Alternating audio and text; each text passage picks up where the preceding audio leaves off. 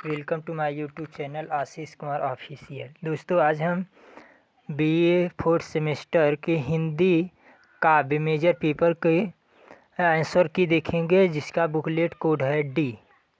वैसे सभी कोड अलग अलग रहते हैं ABCD का, लेकिन प्रश्न सभी एक रहते हैं और अलग अलग पेजों में रहते हैं। चलिए दोस्तों, हम शुरू करते हैं इसमें पहला आंसर क्वेश्चन से।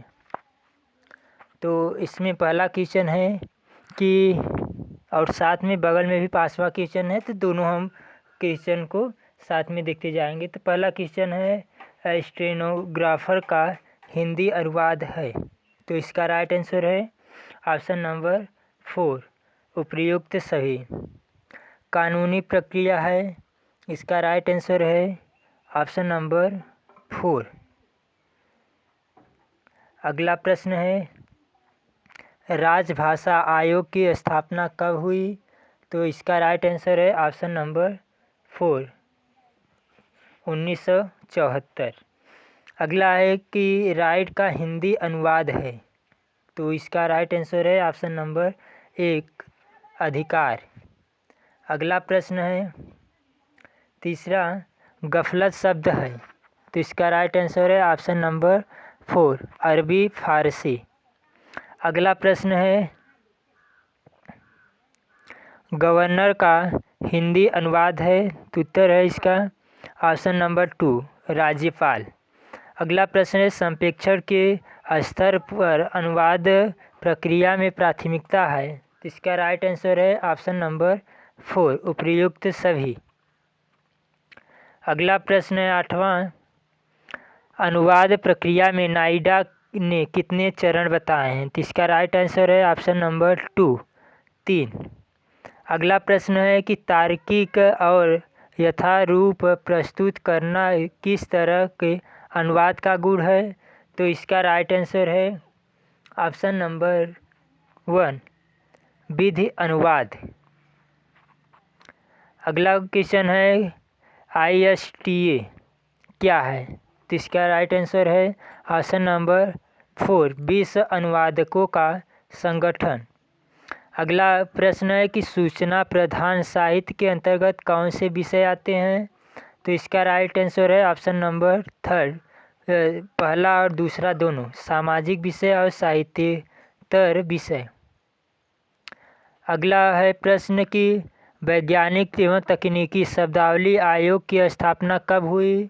तो इसका राइट आंसर ऑप्शन नंबर 4, 1961। अगला प्रश्न है, सामाजिक विज्ञान किसका परिचय कराता है? तो इसका राइट आंसर है ऑप्शन नंबर 4, उपर्युक्त सभी। अगला क्वेश्चन है कि साहित्यिक अनुवाद किस प्रकार का अनुवाद है? तो इसका राइट आंसर है ऑप्शन नंबर 3, शैली प्रधान। अगला प्रश्न है, क्रिएटिविटी का हिंदी अर्थ है। तो इसका राइट आंसर है ऑप्शन नंबर 4, उपर्युक्त सभी। अगला प्रश्न है कि पूत के पैर पालने में दिखाई देना क्या है? तो इसका राइट आंसर है ऑप्शन नंबर 3, मुहावरा है। अगला प्रश्न है, सृजनात्मक साहित्य के अंतर्गत आते हैं। तो इसका उत्तर है ऑप्शन नंबर 4, उपर्युक्त सभी। अगला प्रश्न है कि राष्ट्रभाषा के बिना राष्ट्र गूंगा है, यह कथन किसका है? तो इसका राइट आंसर है ऑप्शन नंबर 1, महात्मा गांधी। अगला प्रश्न है कि शेक्सपियर के नाटक मैकबेथ का अनुवाद बरनम वाना नाम से किसने किया? तो इसका राइट आंसर है ऑप्शन नंबर 1, मुंशी प्रेमचंद। अगला प्रश्न है कि अनुवाद का समानार्थक संस्कृत शब्द कौन सा है? तो इसका राइट आंसर है ऑप्शन नंबर 3, अनुवाक। अगला प्रश्न है कि अंतर्राष्ट्रीय अनुवाद दिवस कब मनाया जाता है? तो इसका राइट आंसर है ऑप्शन नंबर 2, 30 सितंबर। अगला प्रश्न है, किसी उपन्यास या कहानी को फिल्म में बदला जाना कहलाता है।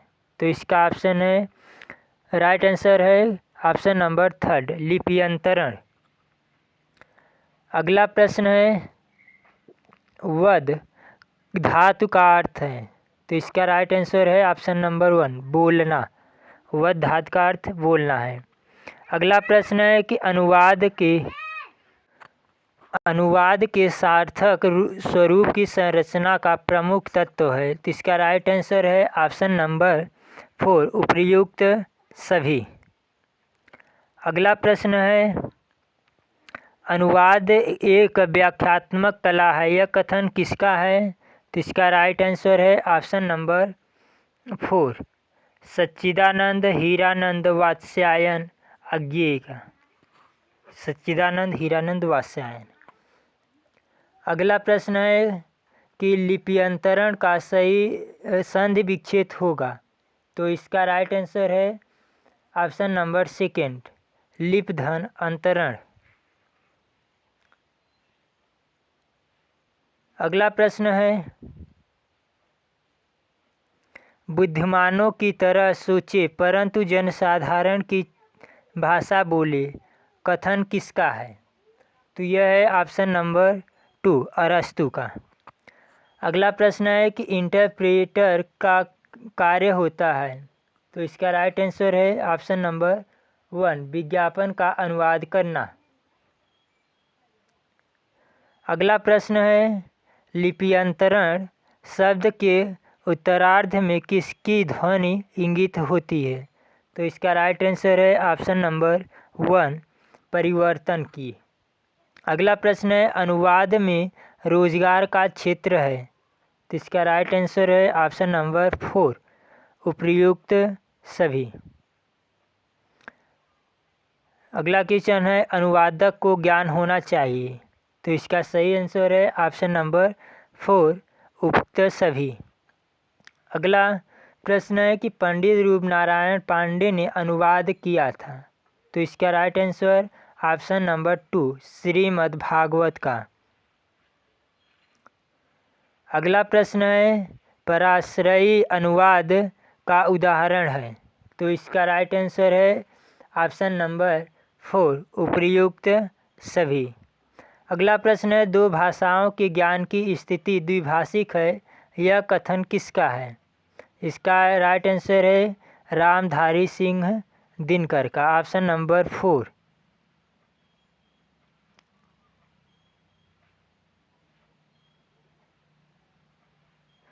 अगला प्रश्न है कि अनुवाद का प्रकार है। तो इसका राइट आंसर है ऑप्शन नंबर 4 उपर्युक्त सभी।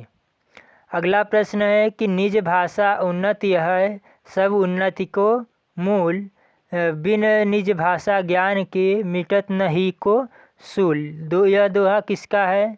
तो इसका राइट आंसर है ऑप्शन नंबर 1 भारतेंदु हरिश्चंद्र।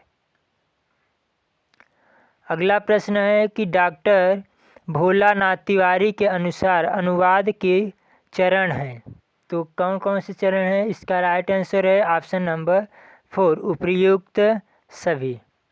अगला प्रश्न है कि गीता का हिंदी अनुवाद किसने किया? ऑप्शन है, इसका राइट आंसर है ऑप्शन नंबर 4 उपर्युक्त सभी। अगला प्रश्न है, संसार की सभी भाषाओं के कोश ज़्यादातर कैसे होते हैं?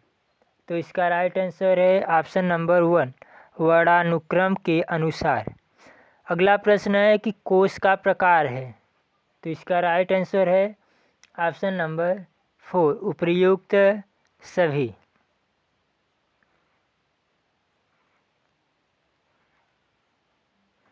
अगला प्रश्न है कि किस कोश में अंतर्राष्ट्रीय ध्वनि प्रतीकों के माध्यम से शब्दों का सही उच्चारण दिया जाता है? तो इसका राइट आंसर है ऑप्शन नंबर 2 उच्चारण कोश में। अगला प्रश्न है, कोश वह ग्रंथ है जिसमें विशेष क्रम से शब्द दिए हों और उनके आगे अर्थ दिए हो, ये परिभाषा है।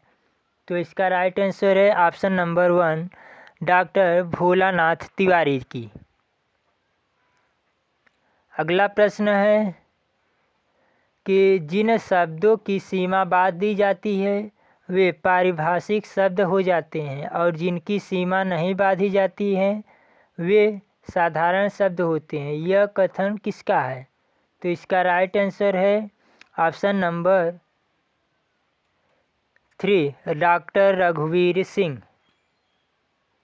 अगला प्रश्न है कि गीता का अनुवाद आनंद राम ने कब किया? इसका राइट आंसर है ऑप्शन नंबर 1, 1707 ईस्वी में। अगला प्रश्न है कि शब्दावली निर्माण के सिद्धांत किसके द्वारा निश्चित किए गए हैं? तो इसका राइट आंसर है ऑप्शन नंबर 2, वैज्ञानिक तथा तकनीकी शब्दावली आयोग। अगला प्रश्न है कि मैनिफेस्टो के लिए हिंदी शब्द है। मैनिफेस्टो के लिए हिंदी शब्द है तो इसका राइट आंसर है ऑप्शन नंबर 3, घोषणा पत्र। अगला प्रश्न है एडमिनिस्ट्रेटिव हिंदी अर्थ है। एडमिनिस्ट्रेटिव का हिंदी अर्थ है ऑप्शन नंबर 2, शासकीय। अगला प्रश्न है कि एजेंसी का हिंदी रूपांतरण है तो इसका राइट आंसर है ऑप्शन नंबर 2, अभिकरण।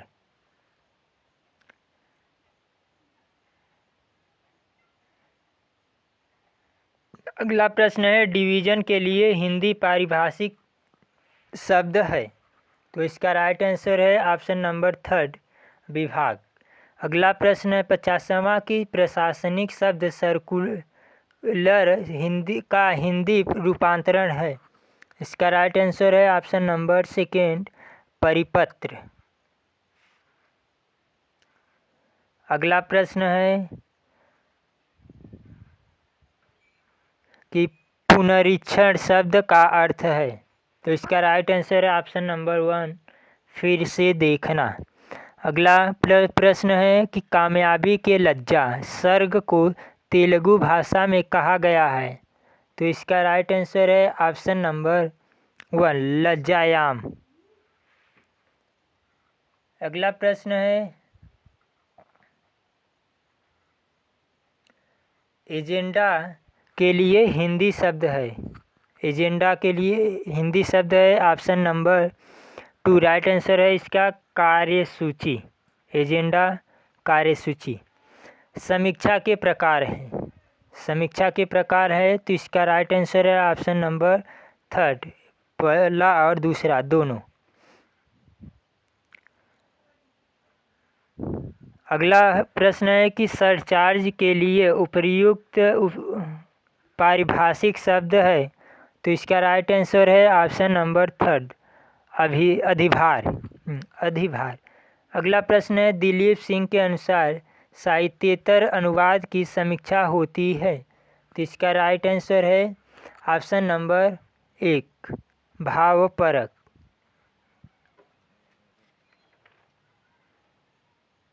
अगला प्रश्न है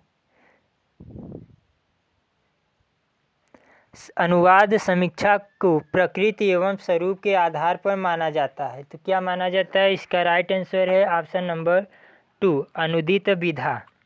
अगला प्रश्न है कि मुगलों के समय भारत की प्रशासनिक भाषा थी तो इसका राइट आंसर है ऑप्शन नंबर 4, फारसी। मुगलों के समय भारत की प्रशासनिक भाषा फारसी थी।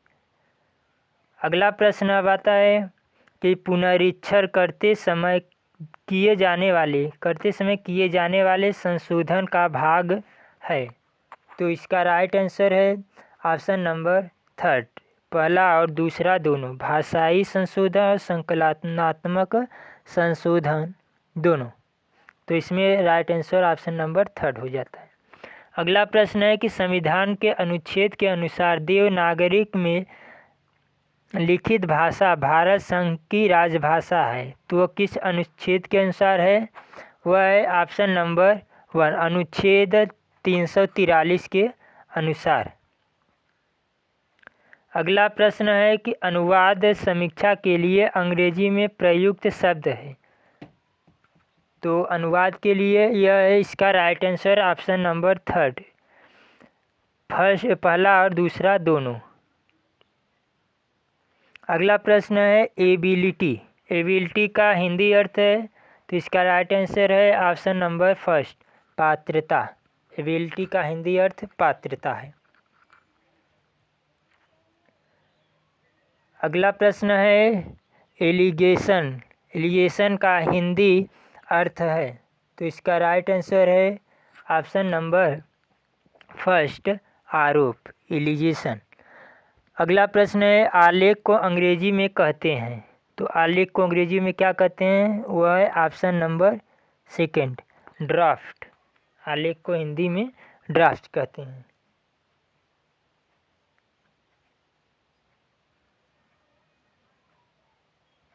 अगला प्रश्न है कॉन्फिडेंटियल को हिंदी में कहते हैं, तो कॉन्फिडेंटियल को हिंदी में कहते हैं गोपनीय। ऑप्शन नंबर 1, राइट आंसर इसका है ऑप्शन नंबर 1, गोपनीय। अगला प्रश्न आता है कि नाइडा और बेटर के अनुवाद मूल्यांकन का आधार बताया है। नाइडा और नाइडा और टेबर ने अनुवाद मूल्यांकन का आधार बताया है, तो इसका राइट आंसर है ऑप्शन नंबर 4, उपर्युक्त सभी। अब अगला प्रश्न है कि पेशगी शब्द है, पेशगी शब्द जो है वह है ऑप्शन नंबर 2, अरबी और फारसी का शब्द है। अगला प्रश्न है कि अनुवाद मूल्यांकन का आधार है, तो इसका राइट आंसर है ऑप्शन नंबर 4, उपर्युक्त सभी।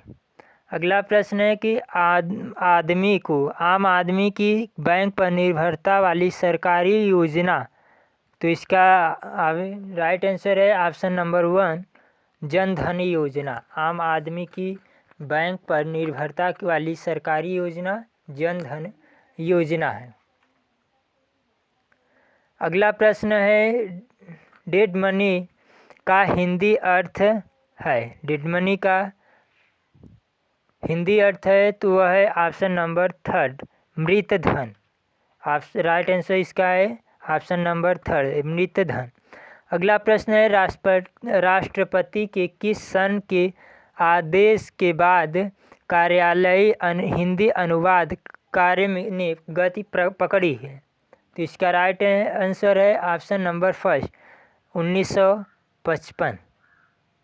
अगला प्रश्न है कि 2 संस्कृत शब्द जो बैंकिंग में प्रयोग किए जाते हैं, इसका राइट आंसर है ऑप्शन नंबर 4, दूसरा और तीसरा।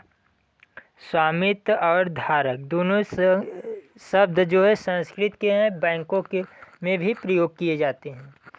अगला प्रश्न है कि किस सन में 14 प्रमुख बैंकों का राष्ट्रीयकरण किया गया, तो इसका राइट आंसर है ऑप्शन नंबर 3, 1969 में 14 प्रमुख बैंकों का राष्ट्रीयकरण किया गया था। अगला प्रश्न आता है कि बैंकिंग साहित्य में प्रयुक्त 2 संकर शब्द बताइए, तो इसका राइट आंसर है ऑप्शन नंबर 4, 1 और 3, खाता धारक और शेष बाकी। अगला प्रश्न है ऑडिट के लिए हिंदी शब्द है। ऑडिट के हिंदी में क्या कहते हैं, उसका ऑप्शन है राइट आंसर है इसका ऑप्शन नंबर 1, लेखा परीक्षण। तो दोस्तों ये रहा हिंदी काव्य से संबंधित BA 4th सेमेस्टर के मेजर पेपर का आंसर की।